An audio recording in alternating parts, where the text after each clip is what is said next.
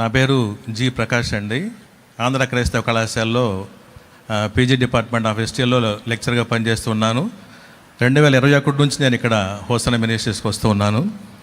మరి మొన్న పోయిన నెల 20వ తేదీ నా కూతురు హాలా హాస్పిటల్లో డెలివరీ అయింది.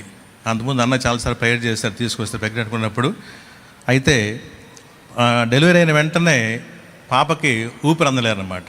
ఊపిరి అందకపోతే తల్లి కూడా చూడకపోతే వెంటనే వాళ్ళు ఏం చేస్తారంటే చంద్ర నరసింహం తీసుకెళ్తే 20వ తేదీ అయిపోయింది. 21వ తేదీ మేము చెప్పలేమండి, ఇంకా మేమేం చేయలేమని చెప్పారు. మేము లంగ్ అంటే ఒక లంగ్ ఓపెన్ అయింది, రెండో లంగ్ ఓపెన్ కాల. అది ప్రాబ్లం అయింది. ప్రాబ్లం అయితే ఇక వెంటనే 21వ తేదీ శనివారం సాయంత్రం పూట ఇక్కడ మనకి సిద్ధపాటు కూడా జరుగుతూ ఉంది. ఇంకా నేను వెంటనే మేడం గారు, పిల్లలు, వాళ్ళ హస్బెండ్ మొత్తం అక్కడే ఉన్నారు. మా బాబు ఎన్ఎస్థీసియా డాక్టరు మొన్న అయిపోయింది అమలాపురంలో, అక్కడ మన హోసన మందిరానికి వెళ్తారు. ఈ బాబు దగ్గర ఉండి మాకంత ధైర్యం చెప్తూ ఉంటే నేను ఇక్కడికి వచ్చేసి అన్న దగ్గరికి వచ్చి అది ఒక ఫోటో తీసుకొని వచ్చారన్నమాట.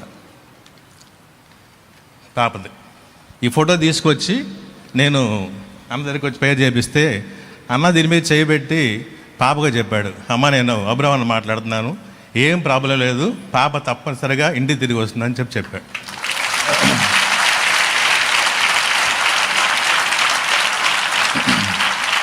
అదే సమయంలో ఇక్కడ ప్రేయర్ అయిపోయింది, అనంతరం ప్రేయర్ అయిపోయింది. షారోన్ అక్క బయటకు వచ్చారు. అక్క పరిస్థితి అంటే మా మేడం గారు షారోన్ అక్క బాగా తెలుసు. షారోన్ అక్క కూడా చూపిస్తే షారోన్ అక్క కూడా పాపకి పర్సనల్గా ప్రేయర్ చేసింది. ప్రేయర్ చేస్తే 7 రోజులు అక్కడ ఉంచుకొని 7వ రోజు పాప ఇంటికి వచ్చింది. ఎలాంటి కాంప్లికేషన్ లేకుండా. ఇప్పుడు పాప ఫోటో ఇది. ఈరోజు ఖచ్చితంగా 4 రోజులు, ఈరోజు ఖచ్చితంగా. నేను ఉదయం నుంచి కాలేజీలో పనిచేస్తూ ఎట్టి పరిస్థితుల్లో ఈరోజు చెప్పాలి, నేను ఎన్ని అవహంతాలు వచ్చినా కానీ నేను సాక్ష్యం చెప్పాలి ఈరోజు అని చెప్పి నేను వచ్చాను. అన్న చూడటంతో నన్ను పిలిచాడు, గుర్తుపెట్టి పిలిచాడు. ఎంత ఆనందంగా ఉందంటే నాకు నిజంగా చెప్పలేను ఇంకా ఆనందం. కూతురు బిడ్డ కాబట్టి, మరి కూతురు కాబట్టి అన్న ప్రార్థన, మరి చాలామంది అలా చెప్పాను, అక్క కూడా చెప్పాను, సారన్న కూడా చెప్పాను, అందరూ ప్రార్థన చేస్తారు బ్రదర్, మేము భయపడొద్దు, పాప తప్పనిసరిగా ఇంటికి వస్తుందని చెప్పారు. 7 రోజులు ఏ విధంగా అయితే మనకి దేవుడు మరి సంపూర్ణంగా మనకి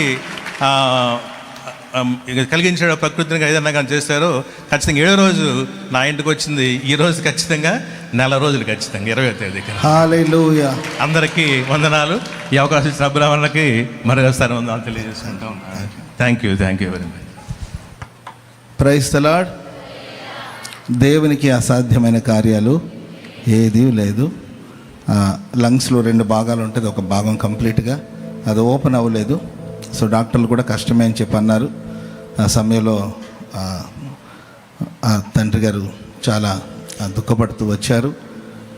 మనమేమి విశ్వాసపు మాటలు చెప్పడమే, వారి నమ్మకం, వారి ప్రార్థన, వారి దేవుని మీద పెట్టుకున్న నమ్మకాన్ని బట్టి, మనం చేసిన ప్రార్థన బట్టి దేవుడు ఆ చంటి బిడ్డను మరణం నుండి జీవానికి దాటిచ్చాడు. సాక్షిగా ప్రభు నిలబెట్టాడు.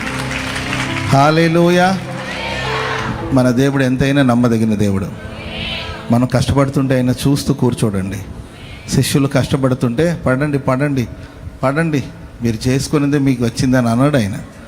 4వ జామున పరుగున నీళ్ల మీద నడుచుకుంటూ తన శిష్యుల దగ్గరికి వచ్చి ఆ శ్రమల నుండి వారిని బయటకు తీసుకురావాలి, ఆ కష్టం నుండి వారిని బయటకు తీసుకురావాలని ప్రభు నీళ్ల మీద నడుచుచూ వచ్చిన దేవుడు ఈ సంపూర్ణ రాత్రి ఉపవాస ప్రార్థన కూడికలో ఈ ఆలయంలో ఆవరణమంతా ప్రభు సంచరిస్తున్నాడు. శ్రమల సుడిగుండాల నుండి దేవుడు మిమ్మల్ని వెలుపలికి రప్పించబోతున్నాడు. హల్లెలూయా. నీ ప్రతి ప్రశ్నకు దేవుడు ఈ రాత్రి ఉత్తరం ఇస్తాడని నమ్ముతున్నాను. ప్రతి బాష్ప బిందును దేవుడు తుడిచి వేస్తాడు. హల్లెలూయా. ఇలాంటి సాక్ష్యాలు చెప్పించడానికి గల కారణాలు ఏంటంటే, మేం ప్రార్థన చేస్తే ఏదో అద్భుతం జరిగిందని చెప్పడానికి కాదు. ఇది మీరు ప్రార్థన చేసుకుంటే మీ జీవితంలో అద్భుతాలు చేస్తాడు, మీ ప్రార్థన దేవుడు వింటాడు అని చెప్పడానికే ఈ సాక్ష్యాలన్నీ కూడా.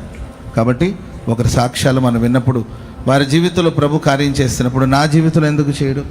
వారి ప్రార్థన ఆలకించిన దేవుడు నా ప్రార్థన ఎందుకు వినడు? నేను కూడా ఆయన బిడ్డనే కదా. Praise the lord. హల్లెలూయా. అని మీకు విశ్వాసాన్ని పెంపొందించడానికి కొరకు